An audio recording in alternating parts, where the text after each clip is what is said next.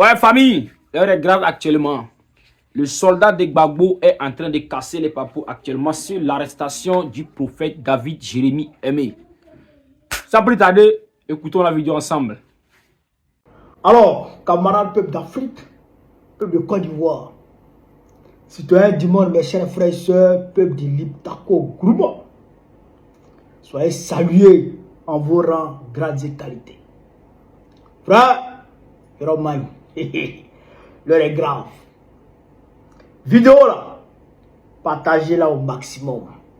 Parce que il y a beaucoup de vérités qui seront dites. D'autres vont aimer, d'autres ne vont pas aimer. D'autres même vont m'insulter, y compris ceux de notre camp. D'autres vont m'insulter. Mais les vérités là, il faut les dire. Et on ne va pas se taire là-dessus. On doit dire. Je vais aborder deux sujets. Le premier sujet concernera, n'est-ce pas, l'arrestation du pasteur David Jérémie.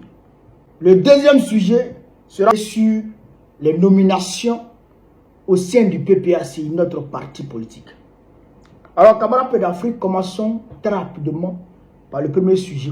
Depuis le 10 août, j'ai suivi de l'arrestation du prophète jusqu'à aujourd'hui. J'ai su les événements, d'accord, qui tournent autour de cette arrestation-là. Ceux qui parlent, ceux qui soutiennent, ceux qui ne soutiennent pas, ceux qui l'attaquent. J'ai su tout. Mais je ne parle pas. Parce que je voulais voir jusqu'où l'Ivoirien pouvait aller, d'accord, dans sa soumission, dans son zombisme. Jusqu'où on pouvait aller. La Côte d'Ivoire est le seul pays de mémoire où on arrête un homme de Dieu de la trempe de David et Jérémie et puis personne parmi ses fidèles ne manifeste. Même un seul parmi ses fidèles n'est sorti dans les rues pour manifester. J'ai dit, ouais, on a atteint un autre niveau en Côte d'Ivoire. Aujourd'hui, il faut le dire, une partie du peuple ivoirien est devenue comme une pièce, d'accord, remplie de casseroles, de vieilles casseroles. Et dès qu'on jette un objet là-dedans,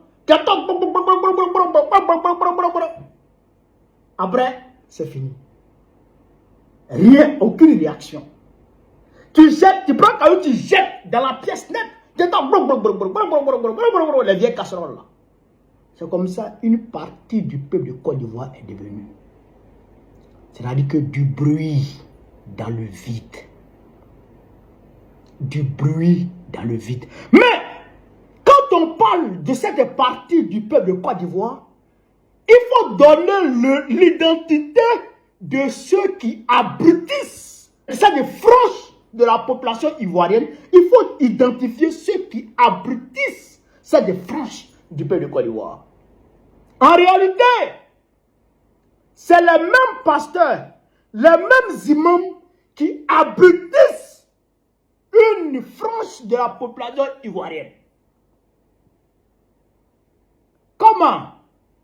Toi, tu vas t'asseoir à l'église pour dire non, Dieu va faire cela, Dieu va régler leur compte.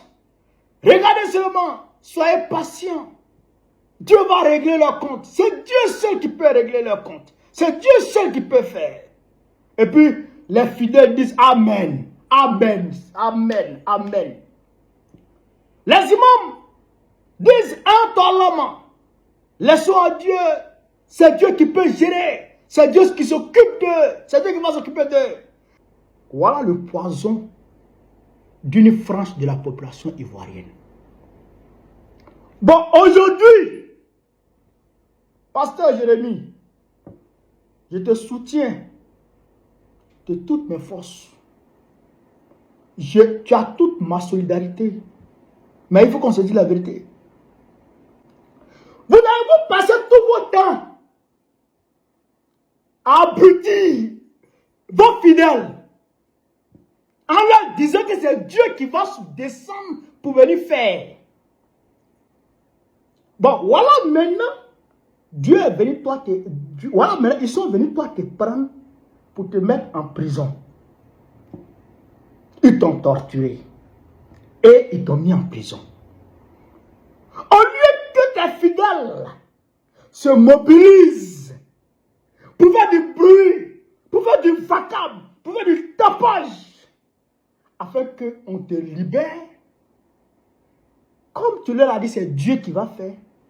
Alors tes fidèles, ils se réunissent dans l'église et ils prient pour que Dieu te fasse libérer. Pour que Dieu te protège et que Dieu te fasse libérer. Sinon, eux, ils ne peuvent rien. C'est Dieu qui peut tout.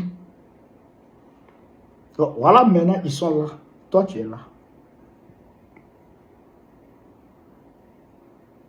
Vous connaissez ces deux messieurs-là? Malcolm X, Martin Luther King. Malcolm X était imam. Parce qu'il était dans le groupe, dans le mouvement de Aliga Mohammed, Nation of Islam. Il était dans ce mouvement-là. Il était un haut cadre de ce mouvement. Il faisait prier les fidèles. Il est même parti à la Mecque. Et c'est le papa de Tariq Ramadan qui était son guide à la Mecque, qu'il a reçu à la Mecque. Malcolm X. Martin Luther King. On l'appelait pasteur Martin Luther King. Il a été pasteur à 25 ans en 1955. L'église baptiste d'Atlanta. Il était pasteur là-bas avec son papa. Et son papa l'a laissé, il est devenu pasteur. Quand Rosa Parks a refusé de céder la place dans le bus à la femme blanche, elle a refusé de se lever pour céder la place aux blancs dans le bus. C'est-à-dire que la ségrégation était institutionnalisée. C'était des lois qui étaient votées dans beaucoup d'États américains. C'est-à-dire que dans ces États-là, quand blanc rentre dans le bus et qu'il n'y a pas de place, toi le noir, tu dois te lever, tu vas au fond et tu laisses la place aux blancs. Vous comprenez? Quand Rosa Parks a refusé et que Rosa Parks a été arrêtée, c'est Martin Luther King avec son mouvement américain des droits civiques. C'est lui, Martin Luther King, qui a mobilisé ses camarades. Et ils ont boycotté les bus aux États-Unis. Vous comprenez ça? Ils ont boycotté les bus. Ils ont boycotté les transports. Ils ont organisé des grosses manifestations. La plus grosse manifestation jamais enregistrée aux États-Unis d'Amérique, c'est la manifestation de Martin Luther King avec près de 300 000 personnes. Martin Luther King, il n'avait que 25 ans, 30 ans. Il est mort à 39 ans. Il était pasteur. Et il n'était pas le seul pasteur dans le mouvement. Il y avait plusieurs pasteurs qui étaient dans le mouvement, qui luttaient. C'était une lutte politique. Bon, c'est vrai qu'il était pacifique, mais après, vers la fin de sa vie, d'accord, il est devenu radical. Il a commencé à s'attaquer véritablement à l'impérialisme. Sinon, il luttait simplement pacifiquement pour les droits civiques.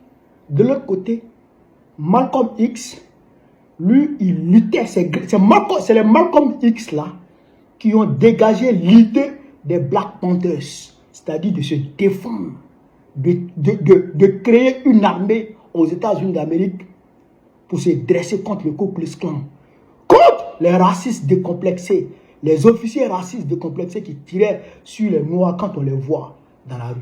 C'est-à-dire qu'on te tire dessus parce que tu es noir. Et ça n'a pas qui part. Malcolm X étant imam, Martin Luther King étant pasteur, se sont dressés contre ça. Mais aujourd'hui, vous voyez votre peuple, il est en train de souffrir. Il meurt de faim. Abidjan est la ville la plus chère au monde. Vous voyez, on casse les maisons des gens. Vous les imams, vous dites qu'il faut laisser à Dieu. Vous les pasteurs, Vous dites il faut laisser à Dieu, c'est Dieu qui va s'occuper de ça. Vous là, vous êtes plus instruit que Martin Luther King ne l'a été. Vous êtes plus instruit que Malcolm X ne l'a été. Vous êtes plus instruit que Marcus Garvey ne l'a été. Celui-là même qui se faisait appeler de Black Moses, le Moïse noir. Marcus Garvey, qui se faisait appeler le Moïse noir, qui se disait, qui s'avait assigné comme mission de ramener tous les afro-descendants, d'accord, en Afrique noire, sur le continent. Vous êtes plus instruits que ces gens-là. Hein? Pour Marcus Garvey, Dieu est noir, Jésus est noir et Satan est blanc. Pour Marcus Garvey. Et même pour moi, Dieu ne peut pas être blanc. Parce que Dieu ne peut pas être cruel contre sa propre image. Parce qu'on dit que Dieu a créé l'homme à son image. Dieu ne peut pas être cruel contre sa propre image. C'est Satan qui peut être cruel contre l'image de Dieu. C'est ça qui est la vérité. C'est la philosophie Rasta qui a été reprise aussi par Bob Marley. Dieu, Jésus est noir, Satan est blanc. Et nous le disons, Allah est noir, Satan est blanc. C'est ça qui est la vérité. Mais si vous restez dans vos églises et vos mosquées, en train d'abrutir le peuple, en train d'endormir le peuple, vous injectez vos doses, c'est-à-dire d'opium, de drogue, dans le cerveau du peuple pour l'endormir. Mais ne vous étonnez pas qu'il soit passif, qu'il soit indifférent et qu'il s'engouffre dans des prières qui ne vont aboutir à rien lorsqu'on vous arrête. Lorsqu'on vous arrête. Comme moi, j'ai été arrêté à Paris. Le peuple est sorti et c'est parce que le peuple est sorti que je n'ai pas été envoyé à Abidjan. Je remercie mes avocats, je remercie toutes les autorités qui m'ont aidé, mais si ce n'était pas le peuple, voilà, et puis les Bogo n'allaient plus parler. C'est parce que le peuple africain s'est mobilisé que je suis sorti. Quand Bogo était arrêté, il était envoyé à eux, c'est parce que le peuple s'est mobilisé qu'il est sorti. Sinon, on allait l'oublier. Vous comprenez? Arrêtez d'abrutir le peuple. Arrêtez de dire c'est Dieu qui va faire. Ce n'est pas Dieu qui va faire. C'est le peuple lui-même qui va se lever et Dieu va l'aider. C'est le peuple lui-même qui va se lever et Dieu va l'accompagner. Arrêtez ça. Donc là, je voudrais apporter toute ma compassion envers le prophète. Moi, je te soutiens. Moi, je t'apprécie beaucoup. Et je souhaite que tu sois libéré. Mais le pays de Côte d'Ivoire, c'est compliqué. Et ça, actuellement, il faudrait rééduquer le peuple. Parce que comme Marcus Garvey le disait, les premiers esclaves, les premiers ex-esclaves africains qu'ils ont récupérés avaient même du mal à se brosser. Ils ne savaient même pas se brosser. Il fallait leur apprendre à se brosser, leur apprendre à lire, leur apprendre la vraie version de la Bible, la vraie version des livres saints, et puis leur apprendre à devenir des hommes, à se considérer comme des êtres humains.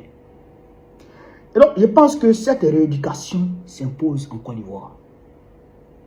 Il faut rééduquer le peuple de Côte d'Ivoire, qui a été endoctriné, qui a été pour la plupart abruti. Excusez-moi, hein, je parle cash pour qu'on puisse se comprendre. Qui a été abruti. Et cette rééducation incombe aujourd'hui au leader du PPACI. Je dis PPACI parce que il n'y a pas d'autres leaders en Côte d'Ivoire qui peuvent gérer ça. Il faut le dire, il ne faut pas se cacher. La société ivoirienne est politisée. Deux pôles, les dictateurs, les France-Africains, le suppôt, d'accord, de l'impérialisme et les souverainistes, les nationalistes, et les panafricanistes, c'est-à-dire Ouattara et Gbagbo. Il y a deux, il n'y a pas trois. Ceux qui se mettent au milieu pour dire on n'est ni avec l'autre, ni avec celui-là, sont avec Draman, sont avec les dictateurs, c'est-à-dire la France-Afrique. Donc aujourd'hui, moi je parle du PPACI. Le président Laurent Gbagbo a fait ses nominations. Il a nommé 5 présidents délégués qui pour moi représentent les 5 membres permanents du Conseil de sécurité des Nations Unies.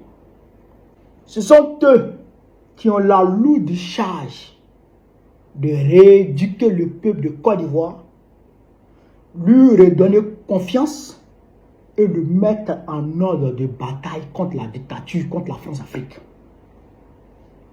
Il s'agit du camarade président délégué Assoa Adou, du camarade président délégué Iba Oulaï, du camarade président délégué Emmanuel Aka, du camarade président délégué Katinan Kone et du camarade président délégué Dano Djidji. Ce sont eux qui sont chargés, d'accord, de redonner de l'espoir au peuple de Côte d'Ivoire, de mettre le peuple de Côte d'Ivoire en ordre de bataille pour qu'il puisse se battre, pour qu'il puisse redevenir un peuple, c'est-à-dire que digne de ce nom, qui ne restait pas dans sa posture de masse zombifiée. Ça, c'est une réalité. Donc, c'est à eux de faire le travail. Le président Laurent Gbagbo, là, il a lutté.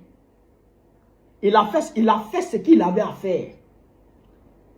Aujourd'hui, que tu le veuilles ou non, Gbagbo, là, c'est un leader incontesté et incontestable. Gbagbo, c'est un monument, une icône. Tout le monde dit, partout à travers le monde entier, Gbagbo est un panafricaniste, un nationaliste fait. Gbagbo, il n'a pas acquis ce statut-là étant cantonné sous des toits, étant couché dans les bureaux climatisés du siège du parti. Non. Gbagbo, il a fait l'exil. Gbagbo, il a fait la prison. Gbagbo, il a frôlé la mort étant sur le terrain. Gbagbo, il a initié des manifestations. Il a lancé des mots d'ordre. Et il est allé sur le terrain avec ses camarades, avec la jeunesse, avec le peuple de Côte d'Ivoire. Il a porté le peuple de Côte d'Ivoire sur le dos face au grand Houphouët-Boigny. Face au grand Houphouët-Boigny. Et ce n'était pas parce qu'il voulait que son nom soit inscrit sur la liste électorale, ou ceci ou cela, ou bien il voulait être forcément candidat. Non. Gbagbo s'est battu très souvent pour la justice sociale. Le 18 février 1992, Laurent Gbagbo a failli être tué. Pas parce qu'il luttait pour qu'on organise des élections. Non. Parce qu'il luttait pour que justice soit faite pour les étudiants qui ont été, c'est-à-dire que violentés, qui avaient été maltraités, qui avaient été tabassés. D'autres même avaient été tués par l'armée de feu, le président Houphouët-Boigny. Gbagbo s'est levé pour ça. Donc aujourd'hui, nous on vous regarde, vous les simples, nous on vous regarde. Et nous sommes à votre entière disposition. Parce que même si Gbagbo nomme aujourd'hui le père Dalois comme président exécutif du PPACI, nous là, en tant que militants disciplinés, on va se mettre à la disposition du père Dalois. Parce que c'est Gbagbo que nous regardons. Quand il parle, on l'exécute. Donc nous là, nous sommes à votre entière disposition. Ce que Gbagbo a fait, et puis tout le monde l'a aimé. Faites ça, on va vous aimer. Faites ça, on va vous suivre. Et le peuple va vous applaudir. Mais si vous restez dans le siège du PPACI, en train de faire des tribunes, tribune 1, tribune 100, je ne sais même plus on est à quel numéro de tribune. Si vous devenez des cadres tribunaux, au lieu d'être des cadres combattants, on va vous dire la vérité. On va vous dire la vérité. Ça, il n'y a même pas d'état d'âme. On va vous dire la vérité. Donc, il faut mener le combat. Il faut mener le combat. Aujourd'hui, là, il faut le dire clairement. Les politiques de dénonciation, communiqué, PPAC dit, déclaration, PPAC condamne, déclaration, ça là, vous savez que ça là, ça ne marche pas. Ça là, c'est zéro. Qui aujourd'hui en Côte d'Ivoire ne sait pas que Ouattara est un criminel? Même pas en Côte d'Ivoire. Qui aujourd'hui dans le monde ne sait pas que Ouattara est un terror? Qui ne sait pas ça? Qui ne sait pas ça? Donc, économiser, c'est-à-dire que votre histoire de tribune, économiser c'est un peu quoi? Moi j'aimerais vous voir, c'est-à-dire que dans des meetings, même si ce n'est pas de grands meetings, les petits meetings, vous partez saluer par exemple une fédération, vous partez visiter peut-être une fédération et vous donnez un discours là-bas. Vous partez visiter une fédération, vous donnez un discours là-bas. Mais le discours de tribune là, ça nous fatigue. Tribune là, faites une fois, tu es dans le mois, ou bien même là, tu es chaque 3 mois, faites une fois. Ça nous saoule, votre affaire de tribune là. Ça nous saoule. Soyez sur le terrain. Le militantisme ne se cantonne pas sous un toit. Le militantisme ne se cantonne pas sous un toit. Il se mène dans les rues. Il se mène sur le terrain. Nous voulons vous voir sur le terrain. Laurent Gbagbo était sur le terrain. On était petit. Mais on voyait Laurent Gbagbo partout dans la Côte d'Ivoire. Même dans mon village, c'est là. Laurent Gbagbo est parti là-bas. Même à Kali, on dit qu'il est rentré là-bas. On veut vous voir là-bas. On veut vous voir sur le terrain. Vos histoires de tribunes là, ça nous saoule. Moi, je vous dis ça.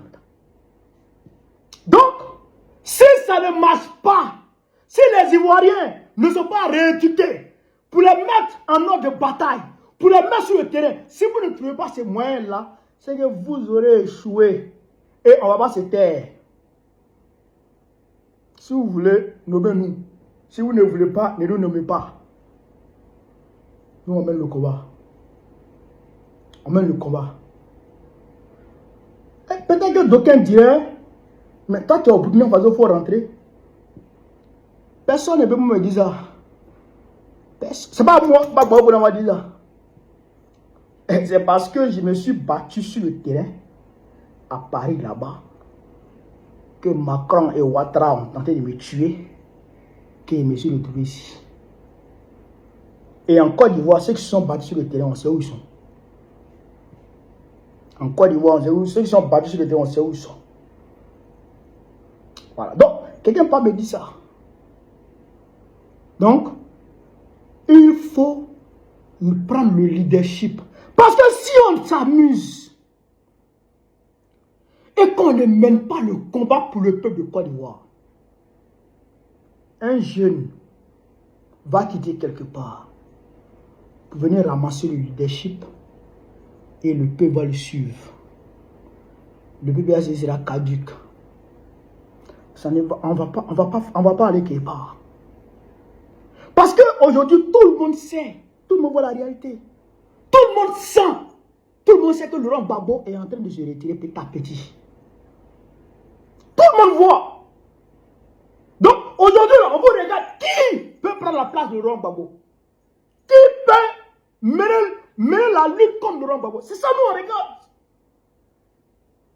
C'est ça, le peuple regarde. Mais s'il n'y a personne au PPACI pour sortir de l'eau, pour mener le combat comme Laurent Gbagbo le faisait. Mais un jeune va quitter quelque part, un jeune leader va quitter quelque part, et il va prendre le leadership, et les gens vont le suivre. Et 2030 que vous guettez là, vous n'allez pas piquer devant ces jeunes. On est à l'aide des réseaux sociaux. Rappelez-vous comment Jordan Bardella a renversé les choses en France. Avec TikTok, il a renversé le cours de la politique française. En moins de 2 ans. Avec TikTok.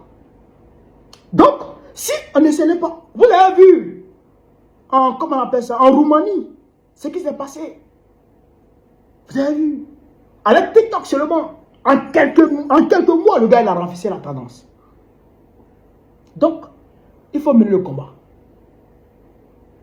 Il faut mener le combat. Il faut rééduquer le peuple.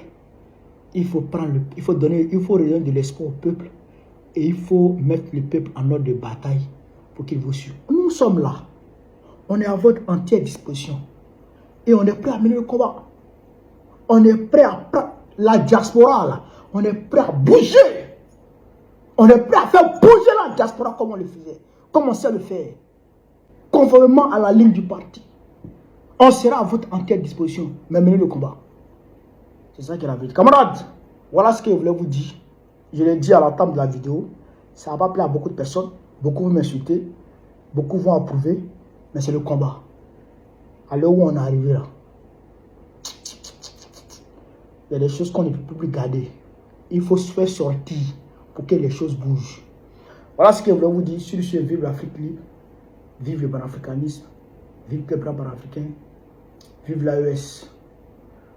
Gbagbo présente le commentaire prochainement. Inch'Allah. On est ensemble.